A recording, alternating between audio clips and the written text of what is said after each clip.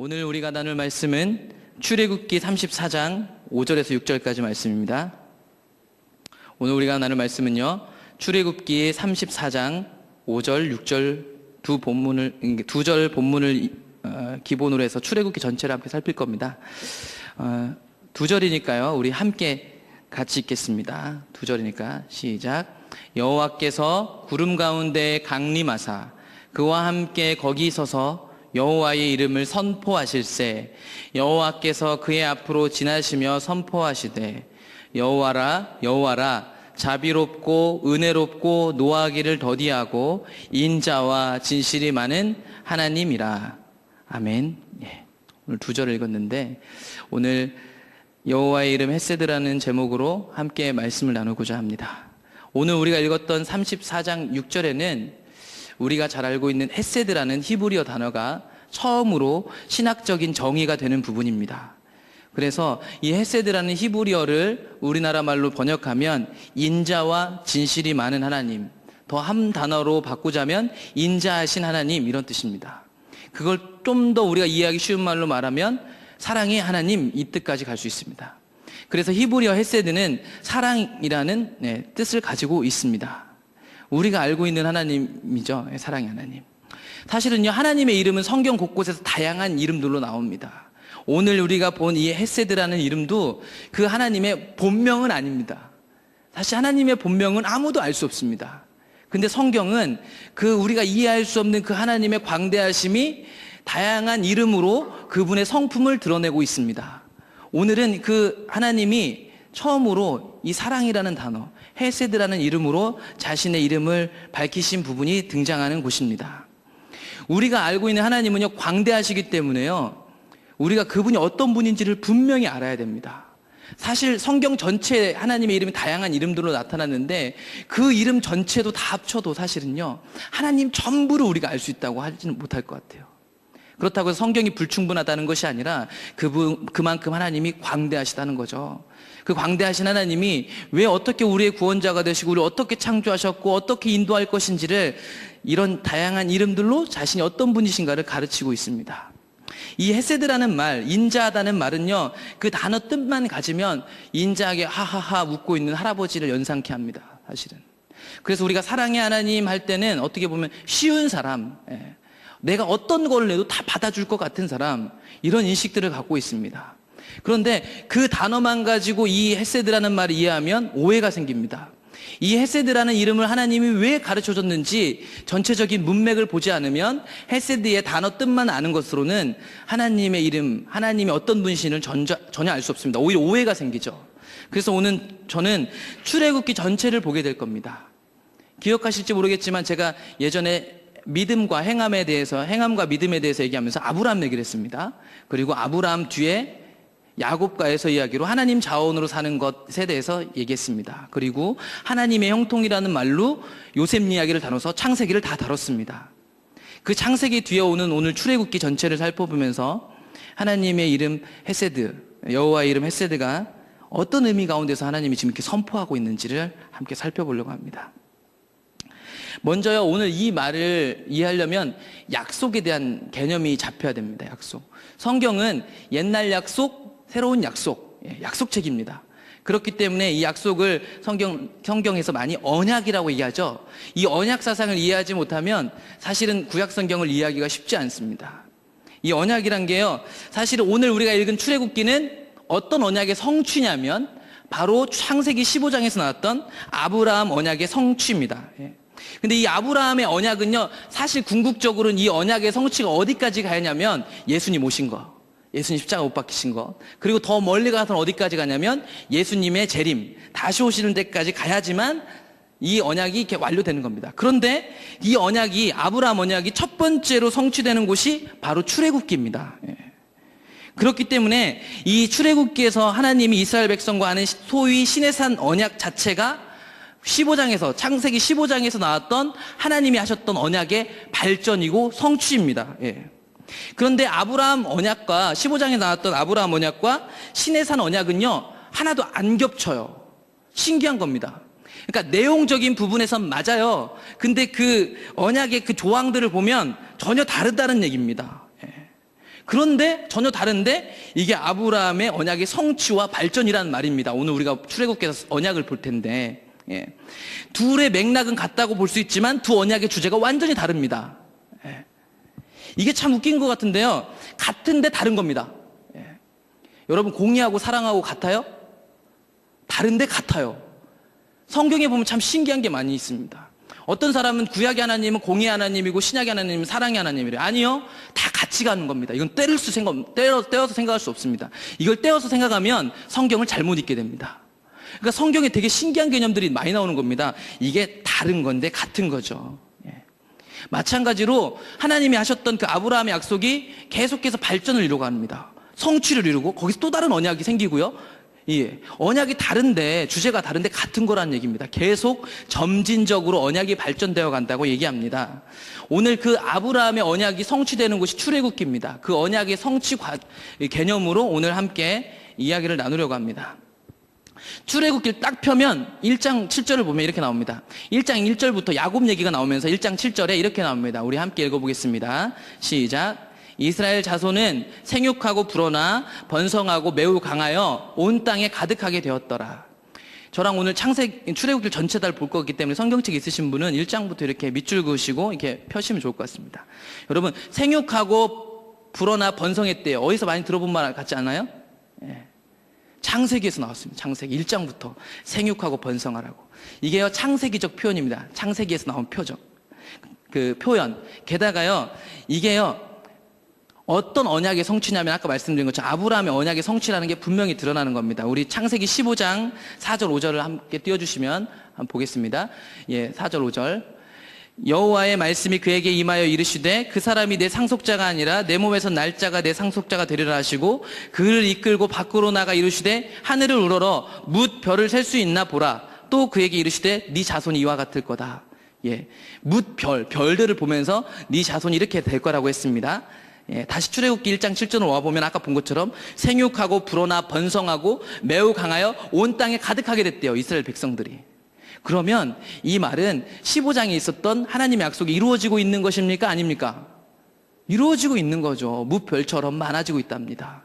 그러니까 우리가 창세기에서는 아브라함의 약속이 하나님이 아브라함하고 약속을 했습니다. 인간 구원을 위한 약속들.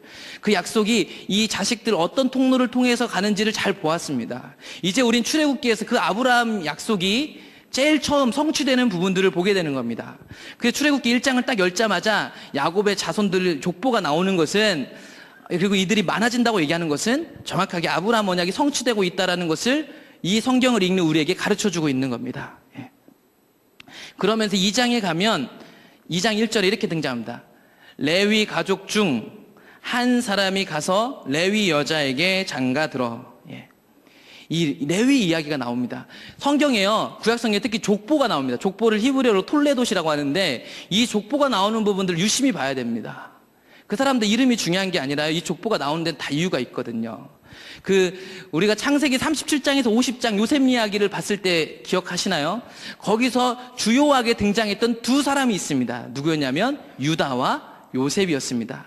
거기서 왜 그 두 사람이 주요하게 드러났냐면 하나님의 약속이, 아브라함의 언약이 어떻게 성취되는 그 과정 속에서 이들이 주요하게 사용될 것이기 때문입니다.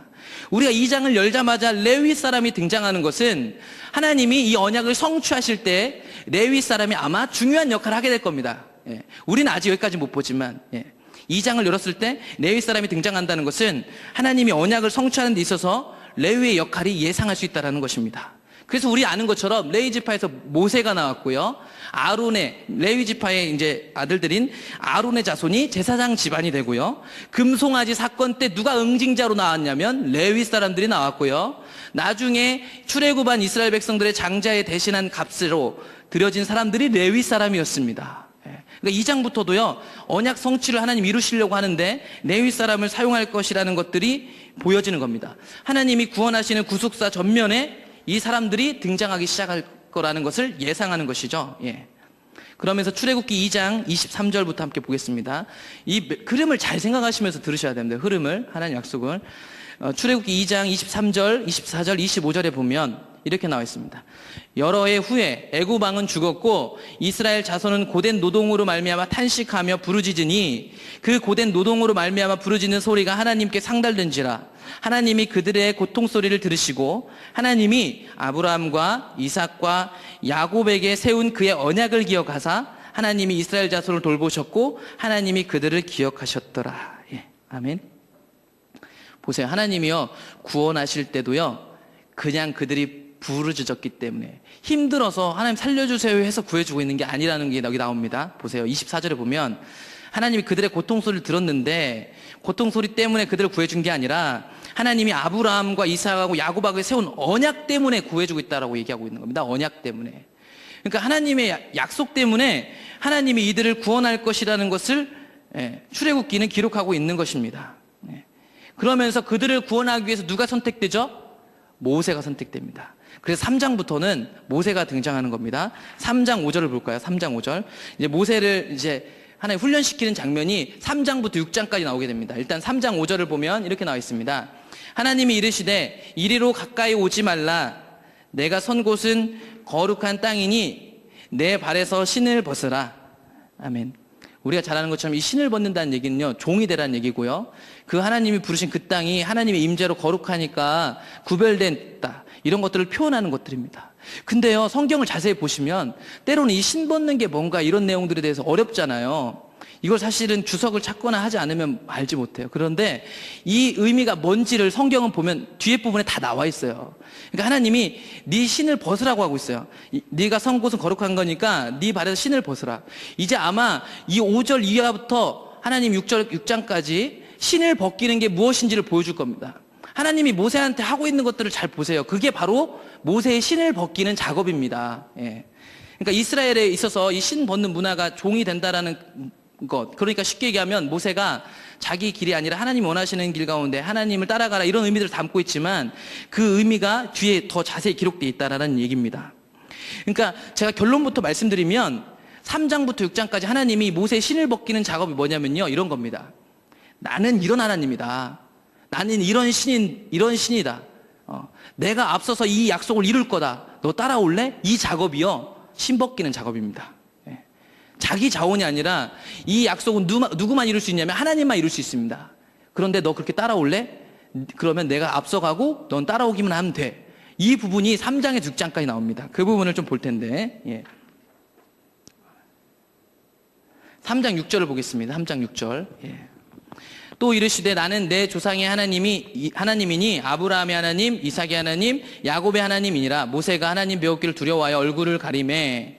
쭉 나오는 게 뭐냐면 신을 벗는다는 것은 하나님은 누구고 그런 하나님을 신뢰할 것인가 아니면 신뢰하지 않을 것이냐, 이 문제로 3장부터 6장까지 다루고 있는데 계속해서 보겠습니다. 7절. 여호와께서 이르시되 내가 애굽에 있는 내 백성의 고통을 분명히 보고 그들이 그들의 감독자로 말미암아 부르짖음을 듣고 그 근심을 알고 내가 내려가서 그들을 애굽인의 손에서 건져내고 그들을 그 땅에서 인도하여 아름답고 광대한 땅, 젖과 꿀이 흐르는 땅, 곧 가나안 족속, 헷 족속, 아모리 족속, 브리스 족속, 히위 족속, 여부스 족속의 지방에 데려가려 하노라. 이제 뒤에 가면 더 자세히 나올 텐데 이때 하나님 훈련시킬 때 모세를 설득합니다. 내 백성인데 이 내 백성을 내가 구원하려고 한다, 이렇게 모세에게 얘기하고 있죠. 그러면 11절부터 보겠습니다. 11절. 여기서부터가 실제로 신을 벗는 과정으로 보고 있는데요. 11절. 모세가 하나님께 아뢰되 내가 누구이기에 바로에게 가며 이스라엘 자손을 애굽에서 인도하여 내리이까. 모세는 할 수 없죠. 12절. 하나님이 이르시되 내가 반드시 너와 함께 있으리라. 네가 그 백성을 애굽에서 인도하여 낸 후에 너희가 이 신의 산에서 하나님을 섬기리니 이것이 내가 너를 보낸 증거니라. 모세가 하나님께 아뢰되 내가 이스라엘 자손에게 가서 이르기를 너희의 조상의 하나님이 나를 너희에게 보내셨다 하면 그들이 내게 묻기를 그의 이름이 무엇이냐 하리니 내가 무엇이라고 그들에게 말하리이까. 하나님이 모세에게 이르시되 나는 스스로 있는 자이니라. 또 이르시되 너는 이스라엘 자손에게 이같이 이르기를 스스로 있는 자가 나를 너희에게 보내셨다 하라. 아멘. 11절 12절이 본격적으로 신을 벗는 얘기입니다. 12절 얘기가, 그러니까 하나님이 반드시 너와 함께 갈 거야. 너는 따라오면 돼. 그러면 이 하나님이 어떤 분이신지를 분명하게 아는 게 모세에게 가장 중요한 일입니다. 그것을 이제 하나님이 3장부터 6장까지 쭉 가면서 가르치고 계십니다. 특별히 방금 읽었던 13장, 14절에 이르면요, 뭐가 나오냐면 하나님의 이름에 대해서 나옵니다. 여기서도 모세가 하나님께 아뢰되 내가 이스라엘 자손에 가서 이르기를 너희의 조상의 하나님이 나를 너에게 보내셨다고 하면, 구약 창세기에서 나타났던 그 조상의 하나님이 보냈다 하면 그들이 내게 묻기를 그의 이름이 무엇이냐 할 텐데요, 내가 무엇이라고 얘기할까요? 하니까 나는 스스로 있는 자, 이렇게 얘기를 하십니다. 스스로 있는 자. 여러분, 여기서 스스로 있는 자, 여호와의 이름 알려주세요, 이렇게 얘기하는 모세 얘기가요, 그들이 진짜 하나님의 이름 몰라서 그랬던 게 아니에요. 하나님이 어떤 분이신가를 물어보고 있는 거예요, 지금 모세가. 하나님이 누구냐고 모르겠습니까? 아브라함의 하나님, 이삭의 하나님, 야곱의 하나님이라고 하면 다 알아요. 근데 제가 당신을 누구라고 설명할까, 이 얘기입니다. 그러니까 당신의 이름은 어떤 의미가 있습니까? 당신은 어떤 분입니까? 이름을 몰라서 그러는 게 아니란 말입니다. 그러면서 하나님이 하시는 말씀이 나는 스스로 있는 자다, 이렇게 얘기합니다. 자존성이죠. 창조된 존재가 아니라 스스로 있는 것. 근데 여기서 나는 스스로 있는 자라고 할 때 원래 그 히브리어 동사 자체가요, 미완료로 기록되어 있습니다. 그래서 이거는 나는 스스로 있고 앞으로도 스스로 있을 자이다, 이렇게 해석해도 무방합니다. 그러니까 이 나는 스스로 있는 자다, 이 말 자체는 그분의 전능성을 드러내는 겁니다. 그러니까 아까 3장 12절에서 나왔던 내가 반드시 너와 함께 있겠다고 했는데, 그 있겠다라는 것이 어떤 의미인지를 나는 전능하신 하나님이다라는 모양으로 14절에서 보여주고 있는 겁니다. 그러니까 3장에서 6장까지 출애굽기 지나면서 모세가 뭘 배워야 되냐면, 정확하게 하나님이 어떤 분이시고 하나님이 어떤 것을 계획하고 있고 그 일은 네가 절대 못 이루고 누가 이루냐면 하나님이 이룬다라는 사실을 모세에게 가르쳐주고 있는 것입니다. 4장에 가면요, 4장은 이제 읽진 않겠는데 4장에 가면 모세에게 어떤 사건이 등장하면요, 자기 아들의 할례를 안 해서 죽을 뻔하죠. 그래서 그 아내 십보라 때문에 겨우 살아났잖아요. 이것에 대해 자세히 기록하고 있지 않는데 이게 왜 중요한 줄 아세요? 아브라함하고 창세기 15장에서 언약을 맺고 하나님의 언약의 계약서처럼 표징으로 준 게 뭐죠? 할례입니다. 17장의 할례. 그러니까 3장, 4장, 5장, 6장에 가면서 10장 일으키기 전까지 모세가 뭘 배우냐면 하나님이 어떤 분인지를 배우고 있는 겁니다. 하나님의 약속이 어떤 거고, 하나님의 그 언약이 어떤 의미를 갖고 있고, 그 언약을 누가 이룰 것인가, 언약의 주체가 누구인가를 철저하게 배우고 있는 게 모세입니다. 출애굽기 6장에 가면 더 정확한 여호와에 대한 의미가 등장합니다. 6장 2절을 볼까요? 6장 2절. 출애굽기 6장 2절에 보면 이렇게 나와 있습니다. 하나님이 모세에게 말씀하여 이르시되 나는 여호와이니라.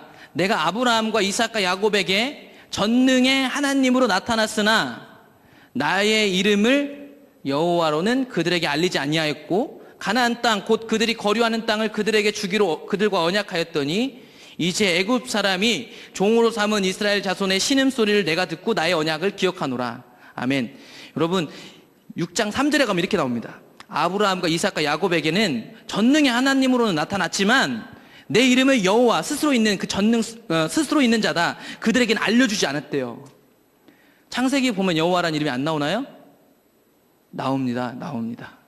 근데 지금 6장 3절에서 그들에게 여호와로는 그들에게 알리지 않았대요. 그러니까 아까 얘기한 그 전능성 있는 나는 스스로 있는 자, 이게 여호와거든요. 그걸로는 그들에게 안 나타났대요. 알리지 않았대요. 아니, 알렸거든요. 이 말은요, 우리 포도나무 깨 사람 잘 압니다. 알다라는 개념이 어떤 개념이죠? 히브리어에서 알다라는 개념은 경험적으로 아는 겁니다. 경험적으로. 심지어 창세기 4장에 보면 남녀가 동침하는 것을 안다라고 얘기하고 있습니다. 그렇기 때문에 여기서도 동일하게 그렇게 알다가 경험적인 지식으로 쓰여지고 있는 겁니다. 그러니까 이 말을 바꿔 얘기하면 창세기에도 물론 여호와 이름은 나타났지만 그들이 언약의 성취는 못 이뤘다는 것입니다.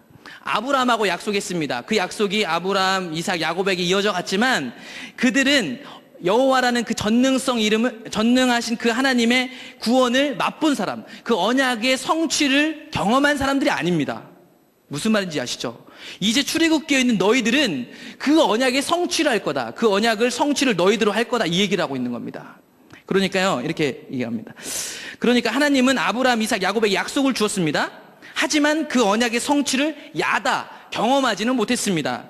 약속은 주어졌지만 그것이 이루어지는 것을 체험하지 못했다는 것입니다.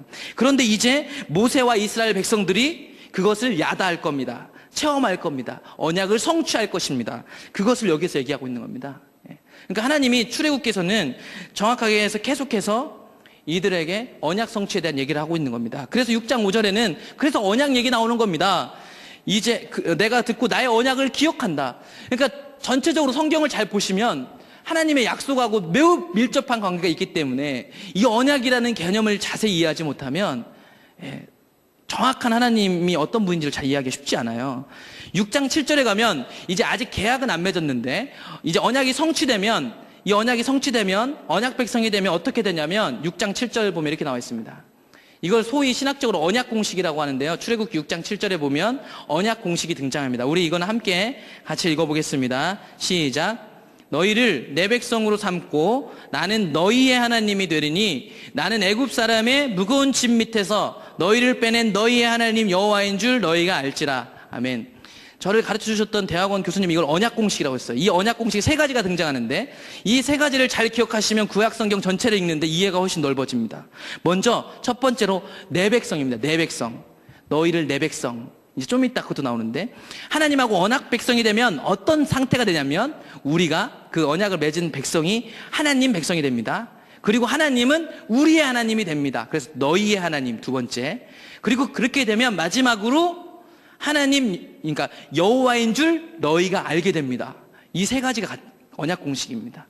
나의 하나님이 되고 우리는 그분의 백성이 되고 여호와이신 것을 알게 될 겁니다. 그렇기 때문에 여러분 호세아 1장 9절 한번 잠시 볼까요? 확인하러.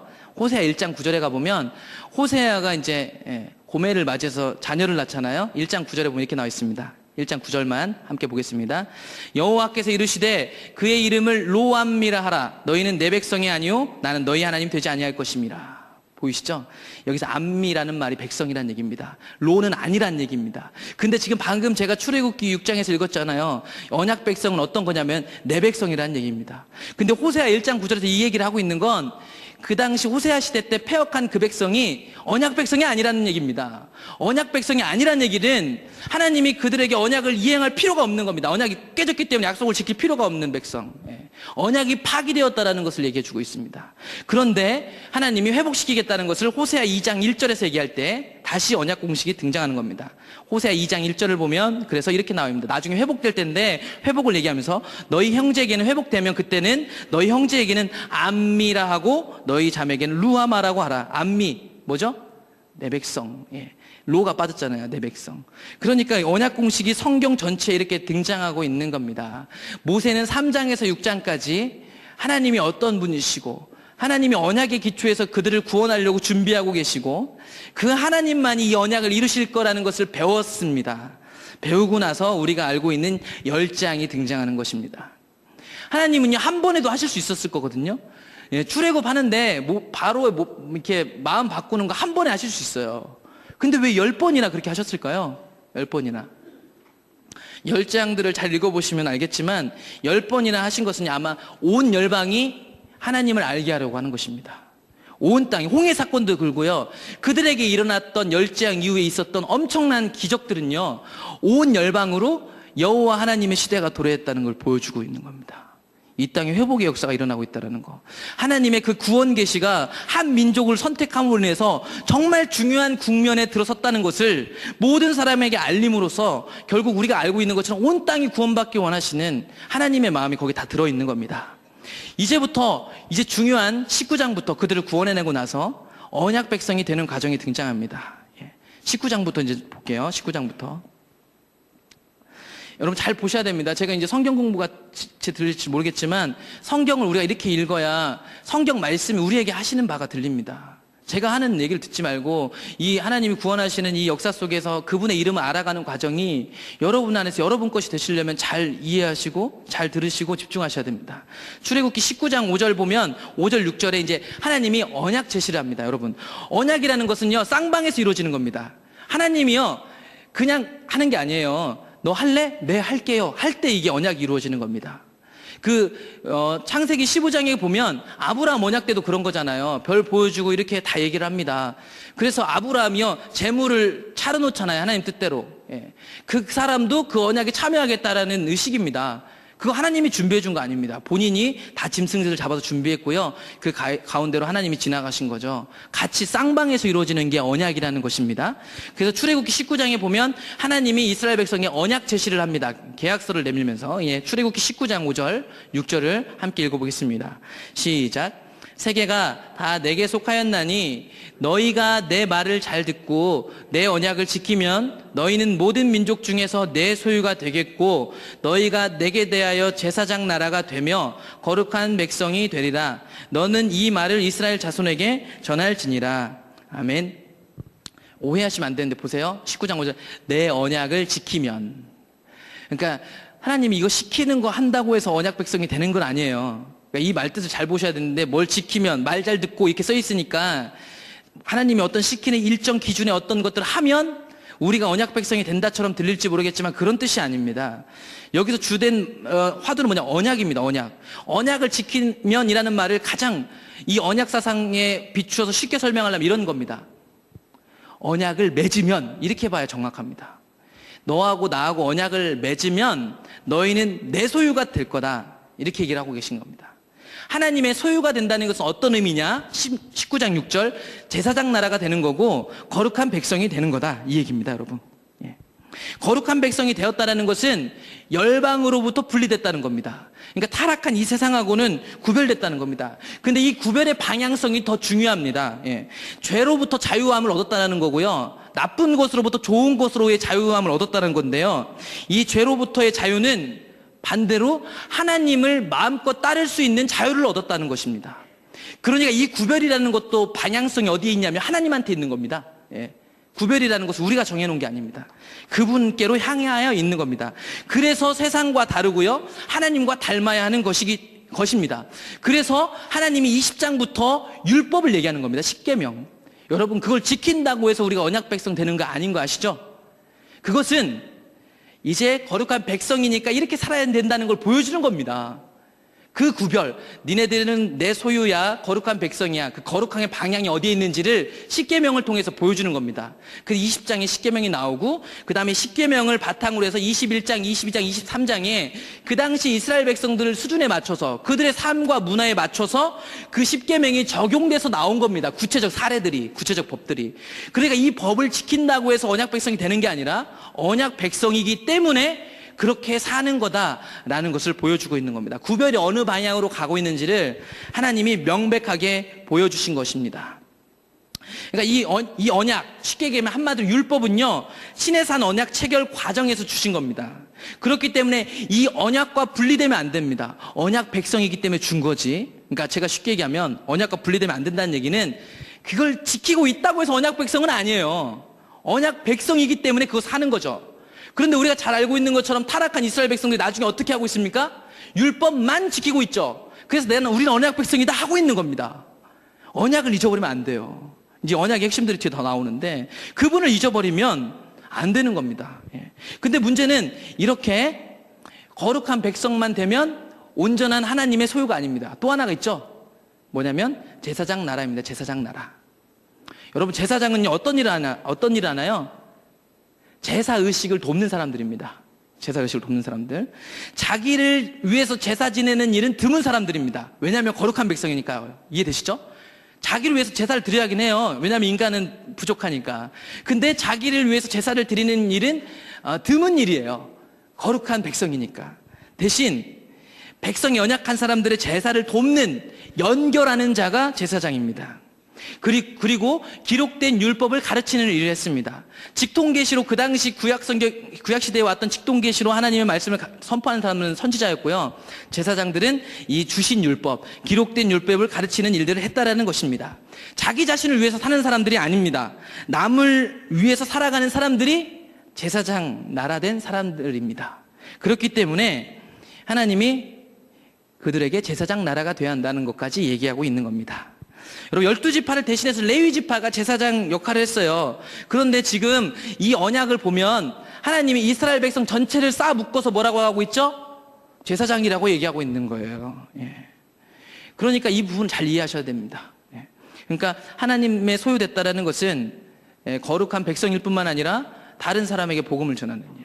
그래서 10계명도 우리가 잘 아는 것처럼 1계명부터 5계명까지는 하나님과의 관계, 4계명까지는 하나님과의 관계, 5계명부터 그 다음 뭐죠? 다른 사람과의 관계.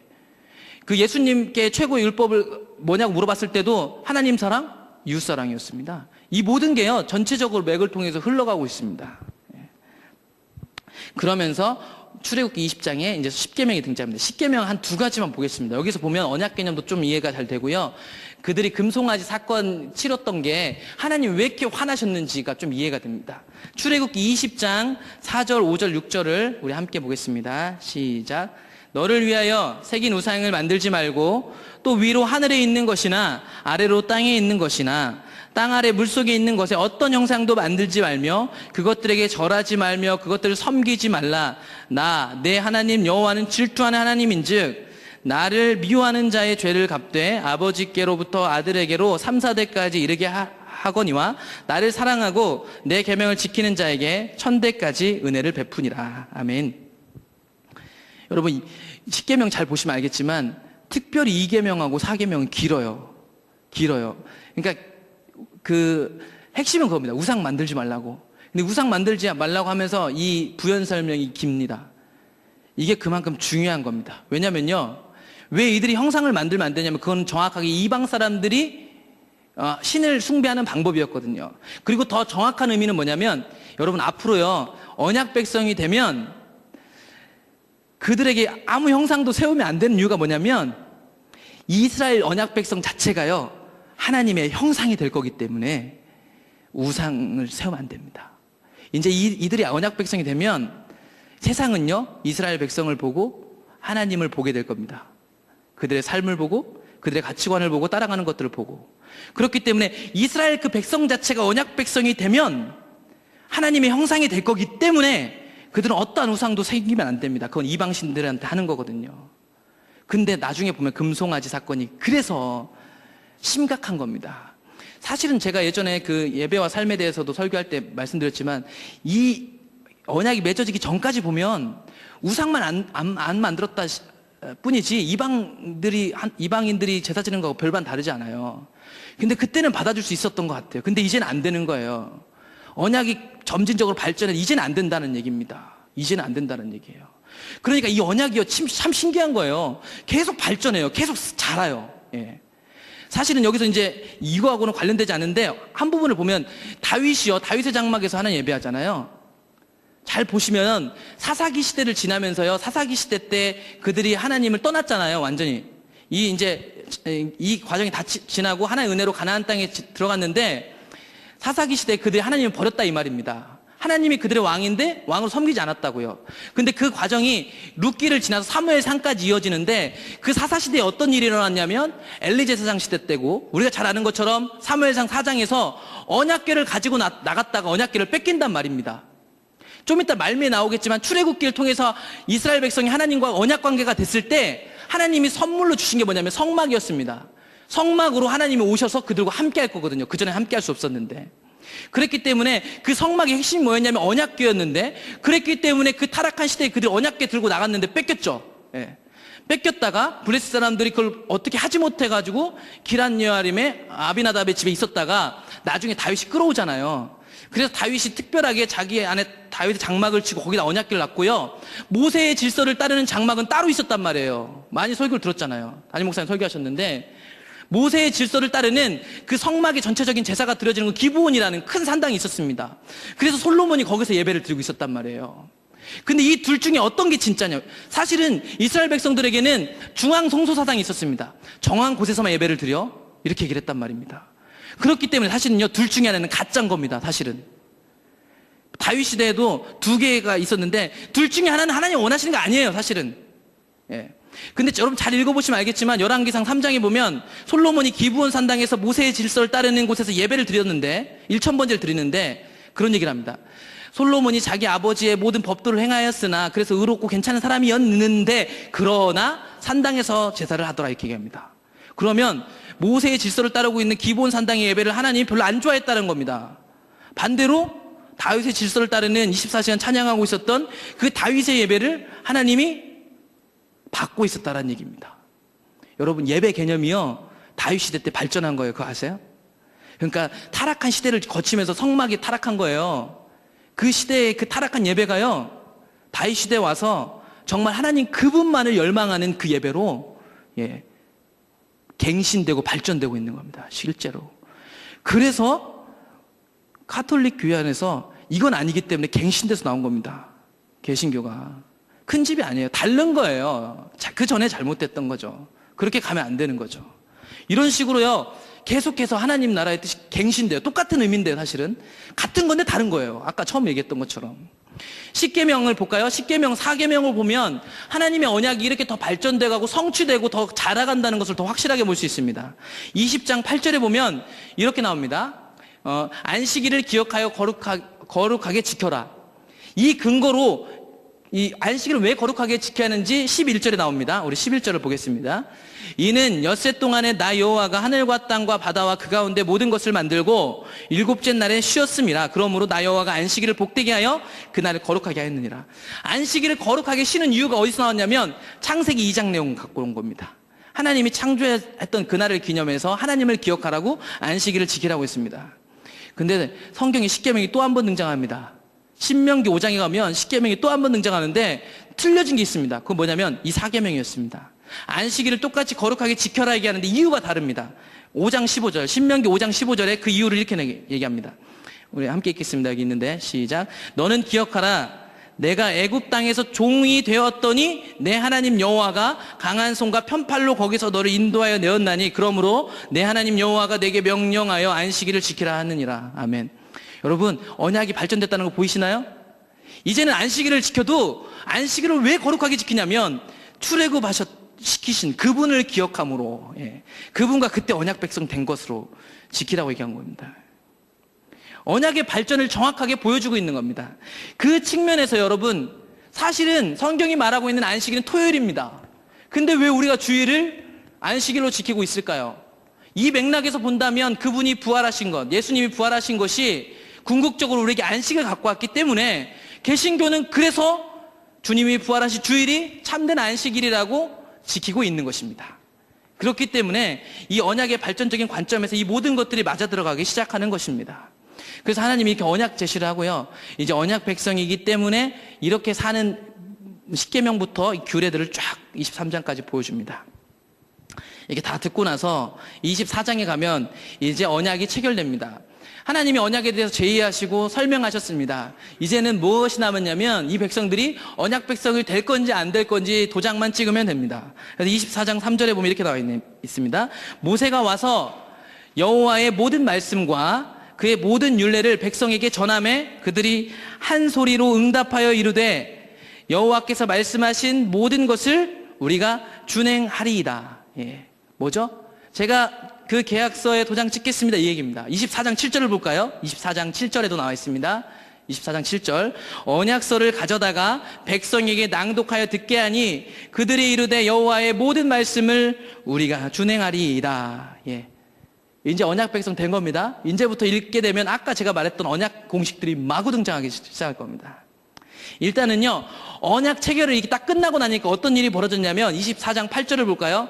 24장 8절, 9절, 10절, 11절을 보면 언약이 맺어지고 나서 이런 일들이 벌어집니다. 우리 천천히 함께 읽어보겠습니다. 모세가 그 피를 가지고 백성에게 뿌리며 이르되 이는 여호와께서 이 모든 말씀에 대하여 너희와 세우신 언약의 피니라. 모세와 아론과 나답과 아비후와 이스라엘 장로 70인이 올라가서 이스라엘의 하나님을 보니 그의 발 아래에는 청옥을 편듯하고 하늘같이 청명하더라. 하나님이 이스라엘 자손들의 존귀한 자들에게 손을 대지 아니하셨고 그들은 하나님을 뵙고 먹고 마셨더라. 여러분, 언약 백성이 되니까요, 이 사람들이 하나님을 만나고 있잖아요. 청옥을 편듯하고 하늘같이 청명하더라. 하나님을 경험하고 있습니다. 이전에는 어땠냐면요, 앞에를 보세요. 24장 1절에 볼까요? 24장 1, 2절 보세요. 이 언약 체결하는 이 리더들이 그전에는 모세 외에는 아무도 못 만났어요. 또 모세에게 이르시되 너는 아론과 나답과 아비와 이스라엘 장로 70명과 함께 여호와께로 올라와 멀리서 경배하라. 얘네들은 멀리 있었습니다. 너 모세만 여호와께 가까이 나오고 그들은 가까이 오지 말며 백성은 너와 함께 올라오지 말지니라. 그 앞부분들을 다 읽어보시면 알겠지만 하나님께 함부로 왔다는 죽습니다. 모세는 유일하게 하나님이 삼정부터 그들을 신을 벗기고 하나님 선택하신 그 모세를 훈련시키셔서 모세만 하나님 앞에 대면할 수 있었습니다. 근데 언약 백성이 되니까 어떻게 되나요? 이들이 하나님을 보는 겁니다. 지금 예, 하나님 만나고 있는 거죠. 먹고 마셨대요. 예. 그러니까 언약이 체결됐다라는 것입니다. 예. 언약이 체결된 상태. 이제 언약이 체결되고 하나님이 그들에게 이제 함께 하시고자 그들에게 뭘 주시냐면 성막을 주십니다. 성막을. 예. 그래서 그 다음부터는 하나님이 성막은 어떻게 지어라 하는 것을 모세에게 가르치고 있는 겁니다. 그러니까 출애굽기, 하나님이 이집트에서 이스라엘 백성들을 구해내고 나서 그들에게 은혜로 주신 두 가지가 뭐냐면 율법과 성막입니다. 그 중에 더 중요한 게 뭐냐면 성막입니다. 왜냐하면 그 성막에 하나님이 오실 것이기 때문입니다. 그런데 이 성막에 대한 이야기들을 듣고 있는 그때 밑에 땅에서는 무엇이 이루어지고 있었냐면 우리가 잘 알고 있는 금송아지 사건이 일어나고 있었습니다. 제가 아까 말씀드린 것처럼 이스라엘 백성들이 언약 백성이 되었기 때문에 그들의 삶이 하나님의 형상인데 그들이 금송아지를 가져다가 하나님이라고 하고 있다는 것입니다. 그게요 그냥 지나갈 수 있는 게 아닙니다. 이전에는 이들이 무지하고 연약하니까 그럴 수 있어요. 근데 이제 언약 백성이 된 얘네들은 그렇게 하면 안 돼요. 왜냐하면 이 사람들을 보고 하나님을 볼 건데 이방 사람들이 이 사람들을 보고 뭘 느끼겠습니까? 사실은 순수하잖아요. 이스라엘 백성들은 그 금송아지 해놓고 뭐 다른 거라고 얘기 안 했어요. 이게 그 모세와 함께 하신 하나님이다라고 했단 말이에요. 어차피 하나님 눈에 안 보이는데 예. 그들이 이걸 하나님이라고 생각하고 지었는데 뭐가 문제입니까? 근데 이렇게 할 수 없다라는 거 이제는. 언약 백성 이렇게 하면 안 된다는 것입니다. 이렇게 예전에 해왔을지 모르겠지만 이거는 우상 숭배고 이방신을 섬기는 거라는 겁니다. 언약 백성은 이렇게 살 수 없습니다. 이렇게 살면 안 되는 거죠. 그래서 언약이 깨집니다. 그래서 32장 7절을 볼까요? 우리는 32장 7절을 딱 볼 때 언약 공식이 깨져 있는 걸 봄으로 인해서 이들이 언약에서 멀어져 있게 되었구나 하는 걸 보게 되는 겁니다. 32장 7절을 보겠습니다. 시작. 여호와께서 모세에게 이르시되 너는 내려가라. 네가 애굽 땅에서 인도하는 낸 내 백성이 부패하였도다. 예. 아까 뭐라고 했죠? 하나님의 백성입니다, 여러분. 근데 모세 백성이라고 얘기하였죠? 이 말은 아까 제가 말씀드린 세 가지 언약 공식 중에 하나 깨진 겁니다. 그러니까 이미 여기서요 언약이 깨진 겁니다, 여러분. 언약은요 양쪽에서 쌍방으로 맺기 때문에 한쪽에서 깨트리면 끝나는 겁니다. 근데 신기한 건 하나님은 안 깨트려요. 늘 우리가 깨트리죠. 예. 이들이 깨트렸습니다. 그래가지고요 하나님이 이들을 버리시려고 이제 진노하시죠. 그러면서 32장 9절 10절을 보면 잘 보세요. 하나님이 관심이 어디 있는지. 32장 9절 10절. 여호와께서 또 모세에게 이르시되 내가 이 백성을 보니 목이 뻣뻣한 백성이로다. 그런즉 내가 하는 대로 두라. 내가 그들에게 진노하여 그들을 진멸하고 너를 큰 나라가 되게 하리라. 아멘. 이게 뭘 의미할까요, 여러분? 모세한테 너로 큰 나라가 되게 한대요. 어디서 많이 들어본 말 같지 않아요? 모세한테 큰 나라가 되게 하겠대요. 아브라함한테 했던 얘기하고 통하는 겁니다. 예. 그러니까요, 하나님의 관심이 어디 있는 줄 아십니까? 우리를 구원하시기 위해서 예수님 보내는 것 외에는 하나님 관심이 없어요. 예. 우리의 복지나 우리의 잘 되는 것이 문제가 아니라 우리 관점에서 우리의 복지, 우리 잘 되는 거 아니라 하나님이 원하시는 우리에게 진짜 필요한 것을 주시려는 것에 밖에 관심이 없단 말입니다. 그러니까 얘네들 불쌍한데 우리가 이거 보기엔 하나님은 진짜 무섭고 나쁜 분이다 이렇게 끌어낼 때 언제 이렇게 버린다 이렇게 생각할지 모르겠지 그런 게 아니라니까요. 32장 10절을 보세요. 모세하고 다시 아브라함 언약 체결하려고 그래. 이렇게 하면 안 되니까요. 이렇게 해서는 못 가요. 이렇게 해서는 예수님이 못 와요. 이렇게 하면 안 되는 겁니다. 언약 백성이. 그렇기 때문에 하나님의 관심은 우리를 구원하는 일에 밖에 관심이 없기 때문에 다시 큰 나라 세우는 겁니다. 다시 모세하고 다시 언약 맺어 다시 시작하려고 하는 겁니다. 처음부터. 그러니까 언약이 파기되었고 하나님은 새 출발을 꿈꾸고 계신 겁니다. 우리를 위해서. 그분이 괴팍해서가 아니라. 그랬더니요 모세가 중보기도를 하는 겁니다. 32장 11절. 모세는 예수님의 예표입니다. 모세가 이렇게 중보기도 할 수 있는 이유가 기억나십니까? 3장에서 6장까지 하나님이 어떤 분이신지를 하나님의 은혜로 알게 됐습니다. 하나님이 그를 중보기도자로 세웠습니다. 모세는 정말 대단한 사람이죠. 근데 저는 성경에 나오는 대단한 사람들이 대단하다고 생각하지 않고 그분 위에 계신 하나님 정말 대단하다고 생각합니다. 모세도 아브라함도 이삭도 야곱도 모두요 연약한 사람이었는데 하나님이 그렇게 사람을 만들다 이 말입니다. 사람인데 이들을 구원할 중보자로 하나님이 3장에서 6장까지 신을 벗기는 과정을 통해서 만들어냈습니다. 그랬더니 모세는 정확하게 하나님이 누구고 어떻게 일할 거고 이 언약을 어떻게 준행할 것을 알았기 때문에 32장 11절부터 나오는 중보기도를 할 수 있었던 것입니다. 우리 함께 중보기도에 대해서 한번 읽어보겠습니다. 모세가 그의 하나님 여호와께 구하여 이르되 여호와여 어찌하여 그 큰 권능과 강한 손으로 애굽 땅에서 인도해 내신 주의 백성. 여러분 이 주의 백성 뭘까요? 언약 공식입니다. 하나님은 네 백성이라고 하고 있는데 정확하게 모세는 하나님이 아까 6장에서 얘기했던 언약 백성이 되면 어떤 거라는 걸 얘기했는데 언약 공식을 끌어다가 하나님이 이렇게 약속하셨죠. 이 백성은 하나님 백성인데요. 예. 하나님 감동 안 할 수 없는 건데 모세는 정확하게 알고 있는 겁니다. 중보자니까.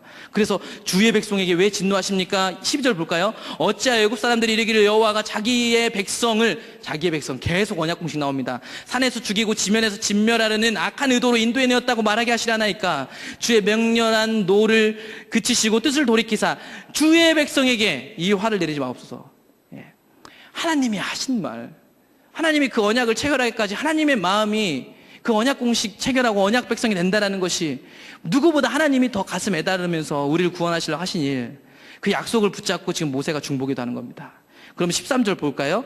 주의 종 아브라함과 이삭과 이스라엘을 기억하소서. 이 말은 정확하게 하나님의 언약을 기억해 주세요 이 말입니다. 아브라함, 이삭, 야곱이 계속 세 명이 같이 등장하는 것은 아브라함하고 하신 그 약속, 하나님 그 약속 기억하셔야죠. 예. 우리는 주님의 백성입니다. 주님은 우리 하나님입니다. 우리가 주님을 알기 원합니다. 예, 이 세 개가 같이 가는 겁니다. 14절 그랬더니 여호와께서 뜻을 돌이키사 말씀하신 화를 그 백성에 내리지 아니하셨습니다. 그러나 이건 반쪽짜리 용서라는 것을 모세는 알고 있었습니다. 하나님이 함께 가시지 않으면 이 언약이 깨어진 상태로 가나안 땅에 들어가 봤자 아무 소용이 없는 걸 아는 겁니다. 모세는 정확하게. 그렇기 때문에 하나님한테 함께 가자고 하는 거죠. 계속해서. 그러면 출애굽기 32장 17절에 볼까요? 17절에 보면 이런 중보기도로 하나님의 진노는 면했지만 언약이 파기된 상태가 여기 나옵니다. 여호수아가 백성들의 요란한 소리를 듣고 산에서 내려오는데 모세에게 말하되 진중에서 싸우는 소리가 나나이다. 모세가 이르되 이는 승전가도 아니고 폐하여 부르짖는 소리도 아니라 내가 듣기에는 노래하는 소리로다 하고 진에 가까이 이르러 그 송아지와 그 춤추는 것들을 보고 크게 노하여 손에서 그 판들을 산 아래로 던져 깨뜨리니라. 아멘. 십계명 두 돌판 율법을 주셨습니다. 율법을 왜 깨뜨렸을까요, 여러분? 언약이 파기되었기 때문입니다. 여러분, 그 하나님이 아까 그 언약 백성 됐을 때 산에서 모세에게 준 게 그 계약서가 있어요. 그게 이 두 돌판이라니까요. 언약 백성이라는 그 증거로 주신 게 이 계약서가 이 두 돌판이에요. 근데 이들이 하나님이 십계명을 그렇게 얘기하고 가르쳤는데도 그들이 우상 숭배를 하고 있다 이 말입니다. 그래서 언약이 깨졌어요. 지금 모세가 화내는 거 언약이 깨어졌기 때문에 화내는 겁니다. 하나님이 언약 백성으로 불렀는데 언약이 깨어졌기 때문에 이 돌 깨트려야죠. 이 계약에는 효력이 없습니다. 계약서 찢는 겁니다, 모세가. 예. 그래서 언약이 정확히 파괴되었다는 사실을 우리는 이들이 금송아지 숭배하는 그 순간부터 계속 보게 되는 겁니다. 언약이 파괴된 상태. 예. 그래서 출애굽기 33장 3절에 보면 진멸은 면했지만 언약 파기로 여호와께서 함께하지 않을 것을 얘기하십니다. 출애굽기 33장 3절을 볼까요? 너희를 젖과 꿀이 흐르는 땅에 이르게 하려니와 나는 너희와 함께 올라가지 아니하리니 너희는 목이 곧은 백성인즉 내가 길에서 너희를 진멸할까 염려함이니라 하시니. 아멘. 그러니까 그들과 함께 갈 수 없어요. 언약 백성이 아니면 아까 말한 것처럼 같이 주님을 대면할 수 없어요. 예. 언약 백성이 아니면 주님 보면 다 죽어요. 예, 쉽게 얘기하면 그분의 거룩함에. 예. 그렇기 때문에 언약 파기로 그들과 하나님이 함께 하실 수 없게 된 겁니다, 사실은. 그러자 중보자 모세가 계속해서 나타나서 얘기하는 겁니다. 예. 은총을 베풀어 주세요. 은혜를 베풀어 주세요. 그는 신 벗겨지는 과정을 통해서 하나님이 누구시고 무엇을 하는 분이시고 그 일들을 어떻게 이루시길 원하시는 분인지 그 핵심을, 그 신앙의 본질을 정확히 알았습니다. 그러니까 하나님이 같이 안 가면 아무리 축복받아도 아무 의미가 없다라는 것입니다. 그래서 출애굽기 33장 12절부터 보게 되면 계속해서 모세가 여호와께 아뢰되 보시옵소서 주께서 내게 이 백성을 인도하여 올라가라 하시면서 나와 함께 보낼 자를 내게 지시하지 아니하시나이다. 주께서 전에 말씀하시기를 나는 이름으로도 너를 알고 너도 내 앞에 은총을 입었다 하셨사온즉 내가 참으로 주의 목전에 은총을 입었사오면 원하건대 주의 길을 내게 보이사 내게 주를 알리시고 나로 주의 목전에 은총을 입게 하시며 이 족속을 주의 백성으로 여기소서. 예. 하나님이 모세에게 하셨던 그것들, 이들에게 언약했던 것들을 가지고 이 사람이 중보자로 서서 예수님처럼 목숨을 걸고 그 앞에 서 있는 겁니다. 여호와가 함께 가는 것이 언약의 핵심임을 정확히 모세는 알았습니다. 하나님이 알게 하셨거든요. 3장에서 6장까지. 그래서 여호와의 언약을 기초로 해서 계속해서 간구하는 겁니다. 그랬더니 33장 14절에서 하나님이 돌이키셨습니다. 중보자 때문에. 여호와께서 이르시되 내가 친히 가리라. 내가 너를 쉬게 하리라. 여러분 여기서 쉬게 하리라 보세요. 이 출애굽에서 인도하고 이들을 구원해내는 자가 모세입니까? 아니에요. 하나님이에요. 하나님은 쉬게 하십니다. 우리가 하는 거 아니에요, 여러분. 우리가 하나님의 뜻을 이룰 수 있다고 생각하십니까? 절대로 그럴 수 없습니다. 정확하게 이 홍해를 건너고 열재앙을 일으켰던 모세도요, 모세가 한 게 아니었습니다. 하나님이 하신 거였죠. 내가 친히 가리라. 모세가 여호와께 아뢰되 주께서 친히 가지 아니하시려거든 우리를 이곳에서 올려 보내지 마옵소서. 나와 주의 백성이 주의 목전에 은총 입은 줄을 무엇으로 알리까? 주께서 우리와 함께 행하심으로 나와 주의 백성을 천하 만민 중에 구별하심이 아니니까. 처음 언약 제의했을 때, 그리고 언약 공식 얘기했던 것들이 다 나오고 있는 겁니다, 여러분. 33장 17절 여호와께서 모세에게 이르시되 내가 말하는 이 일도 내가 하리니 결국 같이 가시겠다는 얘기입니다. 같이 가려면 어떻게 할까요? 다시 언약 맺어야죠, 여러분. 그렇죠? 언약이 깨진 상태예요. 언약 다시 맺어야 됩니다. 쌍방으로. 그래서 출애굽기 33장에 이제 하나님 이름이 여기서부터 사실 나옵니다. 여호와께서 이르시되 33장 19절 내가 내 모든 선한 것을 내 앞으로 지나가게 하고 여호와의 이름을 내 앞에 선포하리라. 나는 은혜 베풀 자에게 은혜를 베풀고 긍휼히 여길 자에게 긍휼을 베푸니라. 이 말이 좀 이따 34장에 나올 헤세드란 말을 다 담고 있는 내용들입니다. 주님의 사랑. 이제 언약을 다시 맺어야겠죠? 출애굽기 34장 1절에 가보겠습니다.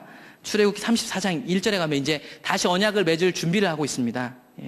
34장 1절 여호와께서 모세에게 이르시되 너는 돌판 둘을 처음 것과 같이 다듬어 만들라. 내가 깨트린 처음 판에 있던 말을 내가 그 판에 쓰리니 계약서 준비해가지고 올라오라고 하십니다. 34장 4절 모세가 돌판 둘을 처음과 같이 깎아 만들고 아침에 일찍 일어나 그 두 돌판을 손에 들고 여호와의 명령대로 시내산에 올라가니 5절 여호와께서 구름 가운데 강림하사 그와 함께 거기 서서 여호와의 이름을 선포하실세 여호와께서 그의 앞으로 지나시며 선포하시되 여호와라 스스로 있는 자다 자비롭고 은혜롭고 노하기를 더디하고 인자와 진실이 많은 하나님이라. 인자를 1000대까지 베풀며 악과 과실과 죄를 용서하리라. 그러나 벌을 면제하지는 아니하고 아버지의 악행을 자손 3, 4대까지 보응하리라. 아멘. 그러면서 나온 하나님의 이름이 헤세드입니다, 여러분. 지금까지 온 부분들 잘 생각하셔야 하나님이 다시 계약을 맺어주면서 나는 이런 하나님이야 한 이 헤세드의 의미가 이해되는 겁니다. 하나님의 언약을 이 사람들이 깨트리는데도 불구하고 자신이 이 약속을 이루려는 그 하나님의 성실하심, 그 신실하심이 이 헤세드입니다. 우리가 그분을 버린 것 같은데 그분은 이 언약을 놓치지 않습니다. 참 신기하죠. 그게 하나님의 사랑입니다. 그러면서 34장 7절에 보면 인자 1000대, 악행을 하는 사람 자손 3, 4대 얘기 나옵니다. 이거 아까 어디 나왔죠? 십계명 때 나왔습니다, 여러분. 십계명 때. 십계명 때 이미 얘기해 줬습니다. 하나님이 어떤 분이신지. 하나님은요 3, 4대 벌 주는 분이 아니라 3, 4대하고 1000하고 비교해 보십시오. 뭐가 큽니까? 1000이 훨씬 크죠? 하나님의 은혜가 이렇게 크다는 겁니다. 이 말씀에서 보는 것처럼 우리가 죄에 대한 대가는 받지만 이 죄에 대한 대가보다 하나님이 주신 은혜가 더 크다는 것을 얘기하고 있습니다. 여러분 구약성경 전체 읽어보시면 계속 이야기가 그래서 등장할 겁니다.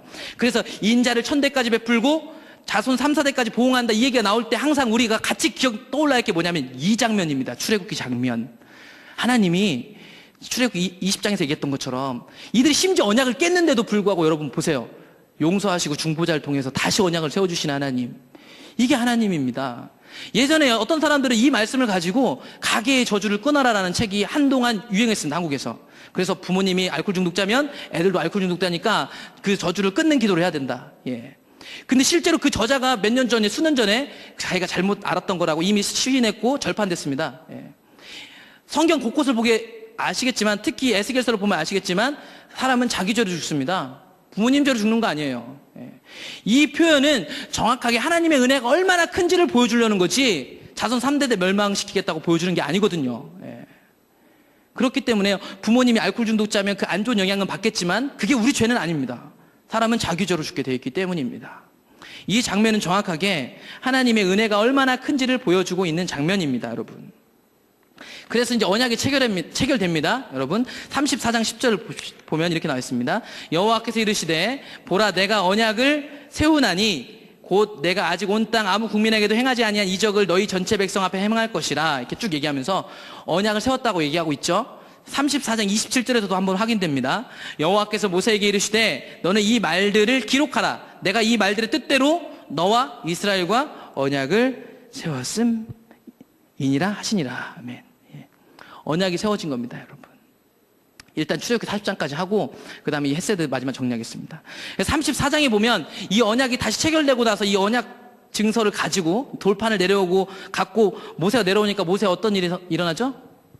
얼굴 빛이 납니다. 34장 29절 볼까요? 34장 29절. 얼굴 피부에 광채가 나나 깨닫지 못했더라.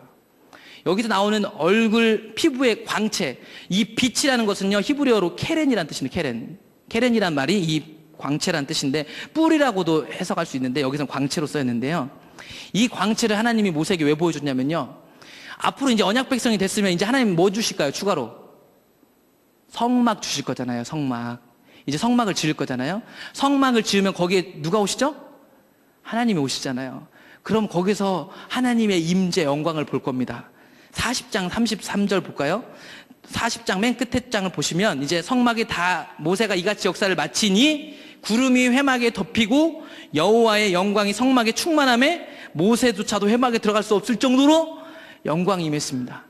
하나님이요 언약 백성이 되고 나니까 모세의 얼굴 빛을 통해서 뭘 보여준 줄 아십니까? 앞으로 성막이 지어지면 이 모세에게 비춰졌던 이 빛 같은 주님이 성막 가운데 오실 거라는 것을 빨리 보여주고 싶어가지고 모세 얼굴 빛에 보여주신 겁니다, 여러분.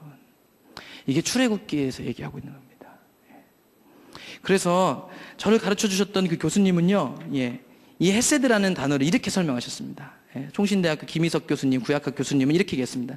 여기서 등장하는 인자, 헤세드는 어떠한 희생을 감수하면서까지라도 자신이 하신 언약을 반드시 성취하시는 하나님의 성실하심, 그게 헤세드다.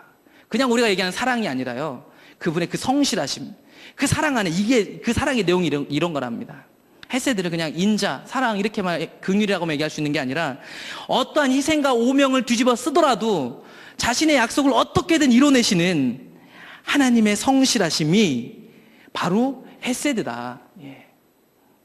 이게 하나님의 이름입니다, 여러분. 우리가 예수 그리스도를 믿고 있다면, 여러분 예수 그리스도를 믿고 있는 우리를, 신약의 교회를 성경은 신부라고 하고 있습니다. 신부. 우리가 신부죠. 신약 성경을 보시면 알겠지만 이스라엘 백성들에게 신랑과 신부의 관계는 어떤 관계인 줄 아십니까? 그러니까 이 약혼 관계예요. 사실은 약혼. 우리는 아직 그분과 결혼한 게 아니에요. 근데 우리를 신부라고 불러요. 마태복음 1장에 보시면 요셉하고 마리아하고 아직 같이 살지 않아요. 약혼했다고 나오고 있죠. 근데 약혼했다고 나오는데 성경이 요셉을 뭐라고 불러요? 남편이라고 불러요. 남편. 우리나라 약혼제도하고 이스라엘 약혼제도하고 달라요. 예수님이 우리를 신부라고 부를 때는 그분하고 우리하고 약혼 관계예요. 근데 우리나라와 다르게 약혼이 결혼과 똑같은 효력을 갖는다는 것. 그러니까 이스라엘 백성들이 약속 관계 있었잖아요. 여러분 약속의 최고봉이 뭘까요? 결혼 약속입니다. 서로 다른 둘이 하나 되는 약속. 약속의 최고봉. 이 약속이 발전해가지고 예수님이 이 언약을 성취하면서 우리한테 약속을 하셨어요. 우리 신부고 나는 신랑이라고. 약혼이 했는데요, 이 약혼은 결혼하고 똑같은 법적인 효력을 가져요. 이 약혼한 신부는요, 신랑이 집을 마련하고 올 때까지 약 1에서 1년, 2년 동안 자신의 순결을 증명하는 시간이 1, 2년이 걸리는 거고요. 임신했는지 안 했는지. 남편은 1, 2년 동안 저 하늘에서 그러니까 같이 살 신혼집 마련하고 있는 거예요. 결혼식 이제 하루만 오면 돼요. 결혼식 하고 이제 같이 살기만 하면 돼요. 근데 그 결혼식 날짜는 누구만 하냐면 신랑의 아버지만 알고 있습니다. 그게 실제적으로 이스라엘 그 결혼 문화예요. 그걸 알아야 사실 성경에서 예수님이 약혼, 결혼 얘기하는 거, 신부, 신랑 얘기하는 게 이해되는 겁니다. 우리도 그 신부의 개념이 있어요, 여러분. 그렇기 때문에 우리가 신부가 되려고 뭘 하는 거 아닌 거 아시죠? 우리가 신부이기 때문에 거룩하게 사는 거고요. 신부이기 때문에 그분을 그리워하는 겁니다. 신부와 약혼을 한 그 신랑은 떠나면서 신부에게 약속의 선물을 줍니다. 남편을 기억하도록. 우리에게 하나님이 선물을 주셨다고 했습니다. 예수님이 선물을 주리니 뭘 주셨죠? 성령을 주셨습니다, 여러분. 성령님 괜히 주신 게 아니에요. 우리의 남편을 끊임없이 기억하고 언약을 기억하라는 것입니다. 그분이 분명히 오실 것이기 때문에. 그러니까 이스라엘 백성들에게 그렇게 패역한 백성에게 모세라는 엄청난 중보자가 있었다면 우리에겐 그보다 더 대단한 중보자이신 예수님이 계십니다. 그분이 저 하늘 보좌에 계실 뿐 아니라 우리 안에 성령으로 역사하십니다. 우리 안에서 그분이 일을 이루어 가시는 겁니다. 근데 우리가 뭔가 참 잘못된 건 우리가 하고 있어요. 그렇죠? 이 말은 우리가 아무것도 안 하고 나태하게 가만히 내 마음대로 살려는 얘기가 아닙니다. 분명히 말씀드렸지만 신부의 정체성이 있습니다. 신부로서의 삶이 있습니다. 이스라엘 백성들에게 이스라엘 백성으로의 삶으로 십계명을 준 것처럼 신부가 정결함을 지키는 삶이 있습니다. 그것은 그 삶으로 우리가 신부가 되는 게 아니라 우리가 신부이기 때문에 정결함을 지키는 삶. 그 삶이 우리에게 절실하게 필요한 겁니다. 근데 어느 순간 우리는 이 신부로서 따라오는 어떤 율법, 우리에게 그 조건을 충족시킴으로 우리가 신부라고 착각을 하고 있습니다. 그게 우리에게 잘못된 병폐를 가져오기 시작하는 거죠. 우리 안에 주님이 사십니다, 여러분. 그분이 이루어 가시는 겁니다. 우리가 하는 거 아닙니다. 우리의 자원으로 되는 게 아닙니다, 여러분. 참 신기하죠. 오늘은 참 어려운 말인데 우리가 주님 따라가는 건 똑같습니다. 우리가 하는 건데 우리가 하는 게 아닙니다, 여러분. 주님이 하시는데 우리가 하고 있고요. 이게 말도 안 되는 얘기인데요. 성경에 아까 보셨지만 공의와 사랑을 뗄 수 없는 것처럼 그런 부분입니다. 구원파처럼 어차피 주님이 하실 것이니까 마음대로 해서 이런 얘기 하는 게 아닙니다. 근데 우리가 엄청나게 왜곡돼 있어요. 신약 성경을 잘 보시면 사도 바울이요, 사실은 예수님도 그랬고 그 당시에 성령의 은사를 이렇게 사모하는 은사주의자들도 잘못 있었겠지만 그들도 비판하고 있지만 주로 많이 경계하고 있는 게 뭔지 아십니까? 종교 생활하고 있는 사람들입니다. 골로새서를 보더라도 그들이 주님과의 친밀한 교제가 없이 종교 생활을 하고 있단 말이에요. 종교 생활, 교회 왔다리 갔다리. 그리고 그것으로 자신에게 종교심을 채우고요, 그것으로 또 세상에 가 살았단 말입니다. 근데 오늘날 적지 않은 성도들이요, 실제로 율법주의로 그냥 왔다 갔다 하고 어느 정도 헌신하고 멋있는 설교를 준비하는 것으로 하나님하고 관계가 있다라고 착각하고 있다, 이 말입니다. 그분이 하실 수 있습니다, 여러분. 우리의 힘으로 아무것도 할 수 없습니다. 다시 한번 돌이키셔야 됩니다. 우리가 여기까지 달려오는데 우리 힘으로 달려온 것 같지만 절대 그렇지 않습니다. 우리가 아무리 기억해내도 사실은 우리는 어쩌면 그때는 그래도 이것 때문에 하나님이 날 인도하셨나 보다 이렇게 생각할지 몰라요. 우린 타락해가지고. 근데 잘 생각해 보십시오. 그분의 은혜를 구하시면서 그분이 비춰주시기를 기도해 보십시오. 우리가 한 게 없었습니다. 근데 오늘 우리가 하고 있어요. 지금 우리가 하고 있습니다. 언약 백성이 되는 건요, 그분만이 이루어 가실 수 있습니다. 그래서 그분이 우리 안에 오신 겁니다. 우리 안에. 그러니까 그분과의 관계가 정말 중요한 것입니다, 여러분. 그분을 따라가시는 저와 여러분들을 축복합니다. 주님의 사랑, 은혜를 얘기할 때 우리의 관점으로 보는 게 아닙니다. 우리 안에 계신 주님의 관점으로 보는 겁니다. 그건 엄청난 씨름인 거죠. 내 생각, 내 사고가 없어져야 됩니다. 없어집니까? 그렇기 때문에 기도의 시간이 예수님이 땀이 핏방울같이 됐던 겁니다. 아버지의 생각과 우리의 생각이 충돌하는 시간이 기도의 시간이니까요. 저와 여러분들이 하나님이 어떤 분인지 잘 기억하시고 이분이 그 언약에 신실하신 분이라는 사실을 잊지 마시고, 우리가 그 언약을 파기하지만 않는다면 심지어 우리가 파기하는 그 순간에도 우리를 돌이키셔서 심지어 우리가 말할 수 없는 그 탄식을 성령님이 대신 강구한다고 하시는 것처럼 우리를 지도하시는 그분을 생각하시고 우리가 생각하고 있는 우리의 관점으로서의 하나님의 모양을 벗어버리고 성경이 말하고 우리 안에서 살아계신 주님이 어떤 말씀을 하시는지 그분을 알아가는 저와 여러분들에게 축복합니다. 우리 찬양하고요, 잠시 기도하고 머물겠습니다.